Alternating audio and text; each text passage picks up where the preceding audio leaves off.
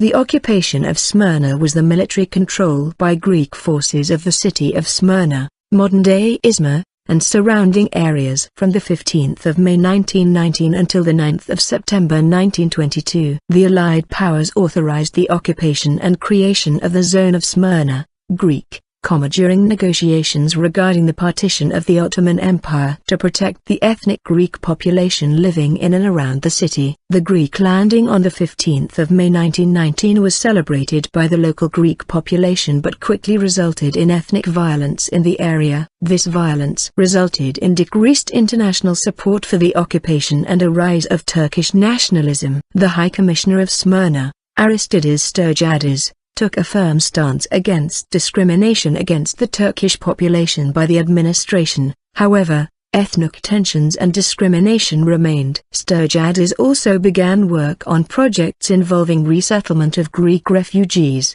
the foundations for a university, and some public health projects. Smyrna was a major base of operations for Greek troops in Anatolia during the Greco-Turkish War, 1919 to 1922. The Greek occupation of Smyrna ended on the 9th of September 1922 in the liberation of Smyrna by Turkish troops under Mustafa Kemal Atatürk. After the Turkish advance on Smyrna, a mob hanged the Orthodox Bishop Chrysostomos of Smyrna, and a few days later the Great Fire of Smyrna burnt large parts of the city, including most of the Greek and Armenian areas. With the end of the occupation of Smyrna, major combat in Anatolia between Greek and Turkish forces largely ended, and on the 24th of July 1923, the parties signed the Treaty of Lausanne ending the war. At the end of World War I, 1914 to 1918, attention of the Allied powers, Entente powers, focused on the partition of the territory of the Ottoman Empire. As part of the Treaty of London,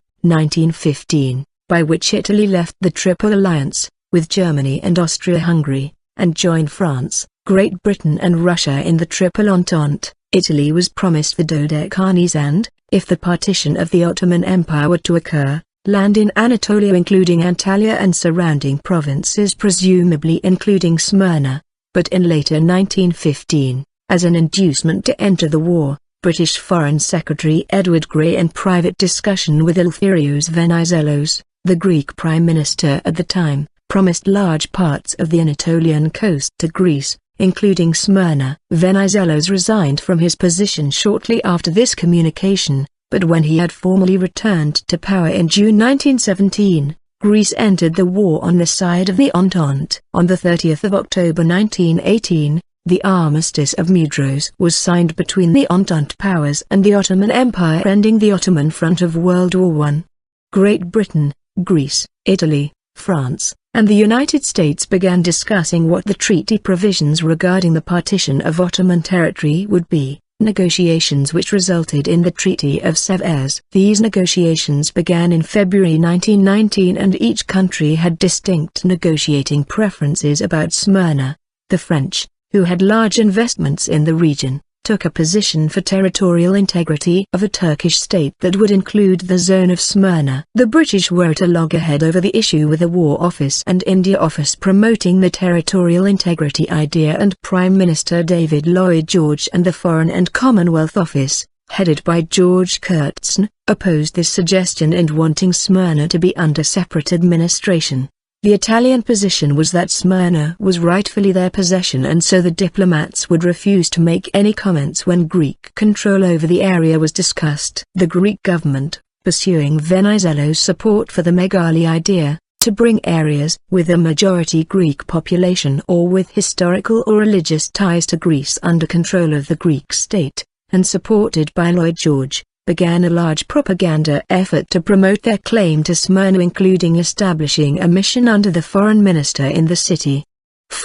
Moreover, the Greek claim over the Smyrna area, which appeared to have a clear Greek majority, although exact percentages varied depending on the source, was supported by Woodrow Wilson's 14 points, which emphasized the right to autonomous development for minorities in Anatolia. In negotiations, despite French and Italian objections, by the middle of February 1919 Lloyd George shifted the discussion to how Greek administration would work and not whether Greek administration would happen. To further this aim, He brought in a set of experts, including Arnold J. Toynbee, to discuss how the Zone of Smyrna would operate and what its impacts would be on the population. Following this discussion, in late February 1919, Venizelos appointed Aristidis Stergiadis, a close political ally, the High Commissioner of Smyrna, appointed over political riser Themistoklis Sofoulis. In April 1919, the Italians landed and took over Antalya and began showing signs of moving troops towards Smyrna. During the negotiations at about the same time, the Italian delegation walked out when it became clear that Rijeka would not be given to them in the peace outcome. Lloyd George saw an opportunity to break the impasse over Smyrna with the absence of the Italian delegation, and, according to Jensen, he concocted a report that an armed uprising of Turkish guerrillas in the Smyrna area was seriously endangering the Greek and other Christian minorities, both to protect local Christians and also to limit increasing Italian action in Anatolia. French Prime Minister Georges Clemenceau and U.S. President Woodrow Wilson supported a Greek military occupation of Smyrna. Although Smyrna would be occupied by Greek troops, authorized by the Allies did not agree that Greece would take sovereignty over the territory until further negotiations settled this issue. The Italian delegation acquiesced to this outcome and the Greek occupation was authorized. On the 14th of May 1919, the Greek mission in Smyrna read a statement announcing that Greek troops would be arriving the next day in the city. Smith reports that this news was received with great emotion by the Greek population of the city. While thousands of Turkish residents gathered in the hill that night lighting fires and beating drums in protest. The same night, thousands of Turkish prisoners were released from a prison with the complicity of the Ottoman and Italian commanders in charge of the prison. Greek occupation of Smyrna started on the 15th of May 1919, where a large crowd gathered waving the Greek kingdom flags on the docks where the Greek troops were expected to arrive. The Metropolitan of Smyrna, Chrysostomos of Smyrna, blessed the first troops as they arrived. An inexperienced colonel was in charge of the operation and neither the appointed High Commissioner nor high-ranking military individuals were there for the landing, resulting in miscommunication and a breakdown of discipline. Most significantly,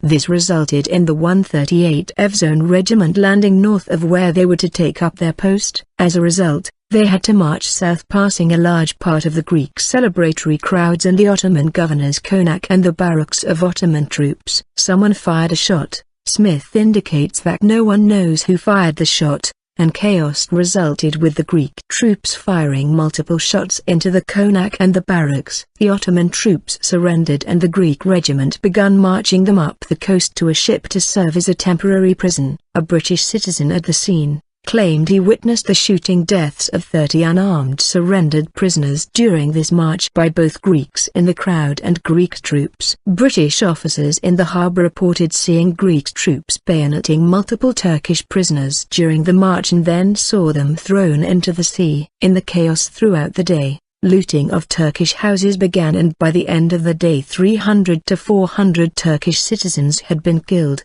100 Greeks were killed, including 2 troops. Violence continued the next day and for the next months as Greek troops took over towns and villages in the region and atrocities were committed by both ethnic groups, notably the Battle of Aden on the 27th of June 1919. Reactions to the landing and reports of the violence had a large impact on many parties. The landing helped bring together the various groups of Turkish resistance into an organized movement, further assisted by the landing of Mustafa Kemal Samsun on the 19th of May 1919. Several demonstrations were held by Turkish people in Constantinople condemning the occupation of Smyrna. Between 100,000 to 150,000 people gathered in a meeting at Sultanahmet Square organized by the Karakol Society and Turco-Kag. In Great Britain and France, the reports of violence increased opposition in the governments to a permanent Greek control over the area. As a response to the claims of violence,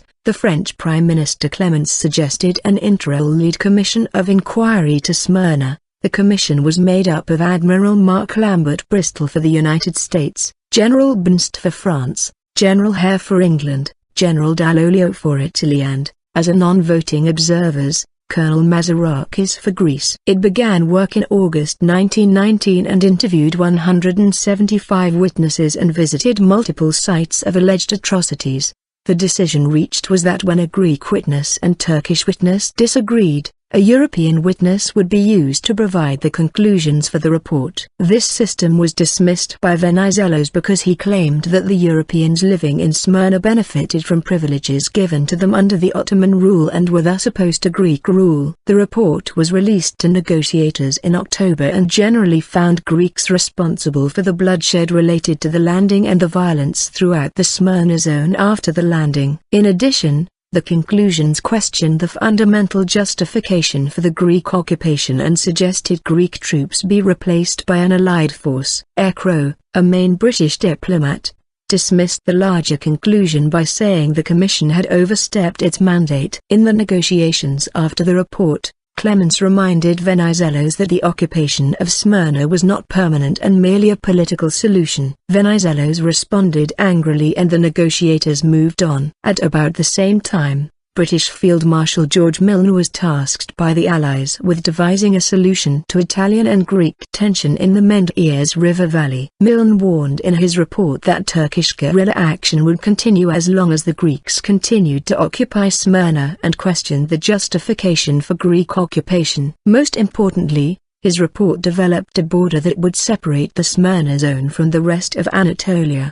The Council of Great Britain, France, US and Italy approved the Milne Line beyond which Greek troops were not to cross, except to pursue attackers but not more than 3 kilometers beyond the line. Administration of the Smyrna Zone, 1919 to 1922. Aristidis Stergiadis was appointed the High Commissioner of Smyrna in February and arrived in the city 4 days after the 15 May landing. Stergiadis immediately went to work in setting up an administration, easing ethnic violence, and making way for permanent annexation of Smyrna. Stergiadis immediately punished the Greek soldiers responsible for violence on 15 to 16 May with court-martial and created a commission to decide on payment for victims, made up of representatives from Great Britain, France, Italy and other allies. 4. Stergiadis took a strict stance against discrimination of the Turkish population and opposed church leaders and the local Greek population on a number of occasions. Historians disagree about whether this was a genuine stance against discrimination or whether it was an attempt to present a positive vision of the occupation to the Allies. This stance against discrimination of the Turkish population often pitted Stergiadis against the local Greek population, the church and the army. He reportedly would carry a stick through the town with which he would beat Greeks that were being abusive of Turkish citizens. At one point, Stergiadis interrupted and ended a sermon by the Bishop Chrysostomos that he believed to be incendiary. Troops would disobey his orders to not abuse the Turkish population, often putting him in conflict with the military. On the 14th of July 1919, the acting Foreign Secretary sent a long critical telegraph to Venizelos suggesting that Stergiadis be removed and writing that his sick neuroticism has reached a climax. Venizelos stuck with the support of Stergiadis despite this opposition, while the latter oversaw a number of projects planning for a permanent Greek administration of Smyrna. Zones in front of the headquarters of the High Commissioner. Structure of the administration. The Greek consulate building became the center of government. Since Ottoman sovereignty was not replaced with the occupation, their administrative structure continued to exist, but Stergiadis simply replaced the higher-ranking positions with Greeks, except for the post for Muslim affairs, while Turkish functionaries remained in low positions. 4. Urgent steps were required for the organization of a local administration as soon as the Greek army secured control of the region. A significant obstacle during the first period of the Greek administration was the absence of a clear definition of the Greek mandate. In this context, the coexistence of inter-allied authorities whose functions often overlapped with that of the Greek authorities resulted in a series of misunderstandings and friction between the two sides. This situation resulted after a decision by the Supreme Allied Council that all movements of the Greek army had to be approved by Field Marshal George Milne.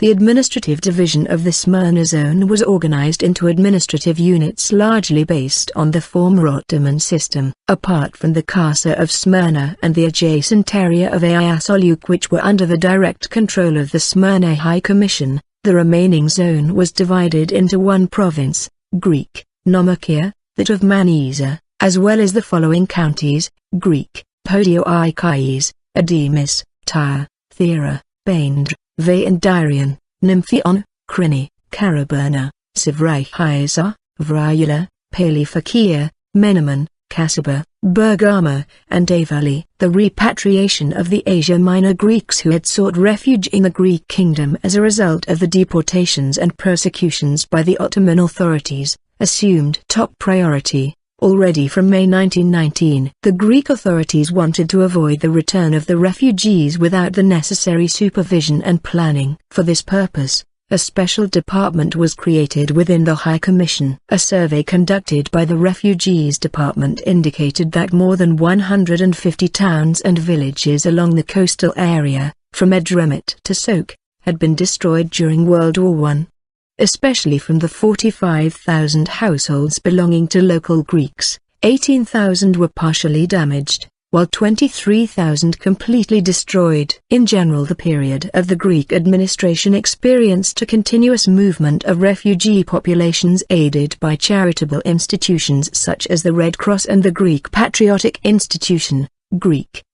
In total, 100,000 Greeks who had lost their land during World War I, many a result of Ottoman discrimination, were resettled under Stergiadis, given generous credit and access to farm tools. Arrival of Crown Prince George, 1921. Muslim affairs. Following the Treaty of Sevres, all sections of the Ottoman administration that dealt with issues pertaining to Muslim religion, education and family affairs were organized by the High Commission. Under this context, a special polytechnic school was established in Smyrna which soon operated with 210 Muslim students and with costs covered by the Greek administration. However, nationalist sentiments and suspicion continued to limit the impacts of Stergiadis' administration. The resettlement of Greeks and harsh treatment by the army and local Greek population led many Turkish residents to leave, creating a refugee problem.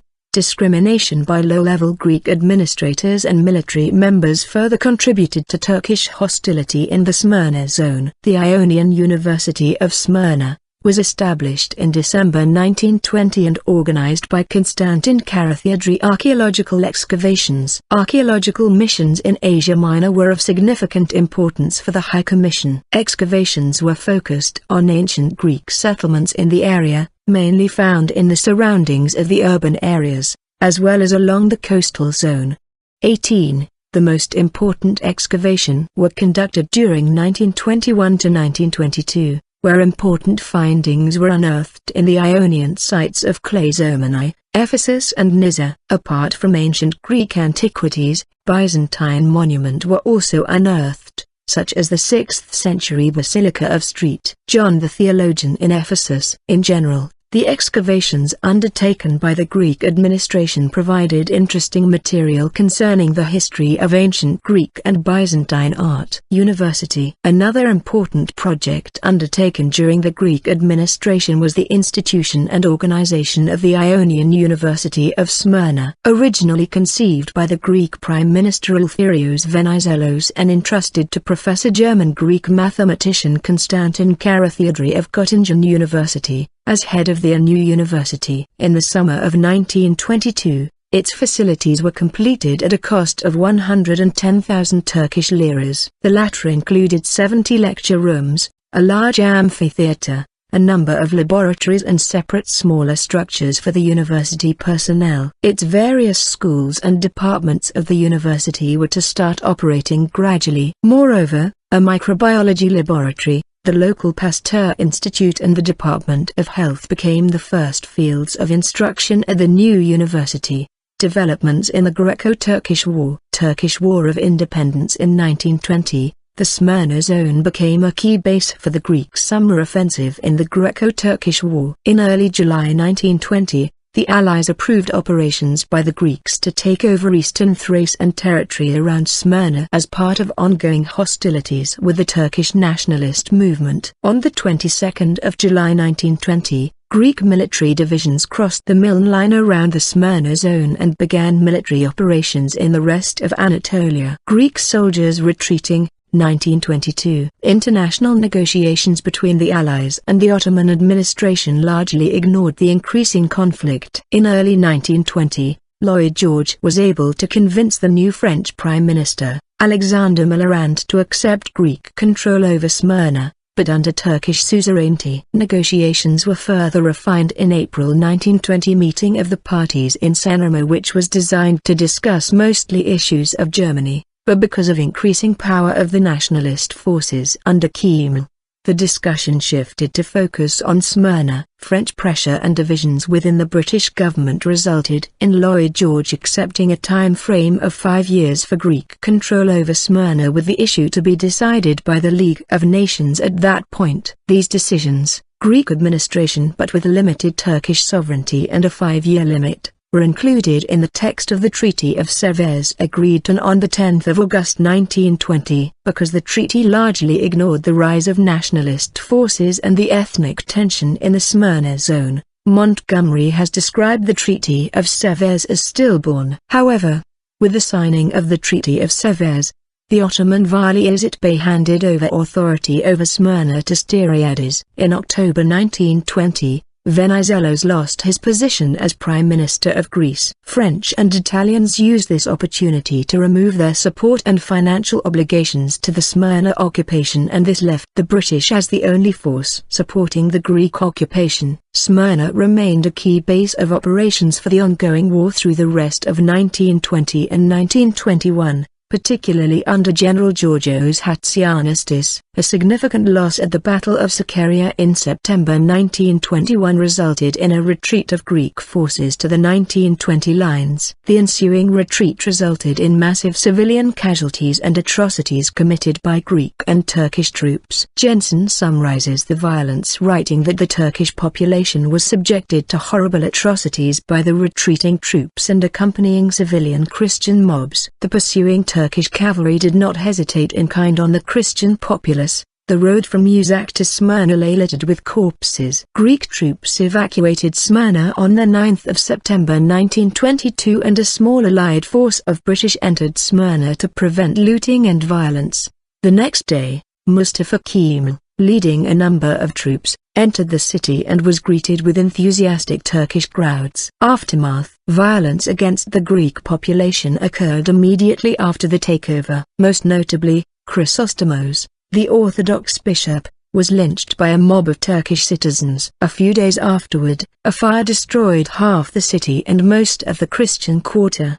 Culpability for the fire is blamed on all ethnic groups and clear blame remains elusive. The evacuation of Smyrna by Greek troops ended most of the large-scale fighting in the Greco-Turkish War, which was formally ended with an armistice and a final treaty in the 24th of July 1923. With the Treaty of Lausanne, much of the Greek population was included in the 1923 population exchange between Greece and Turkey, resulting in migration to Greece and elsewhere.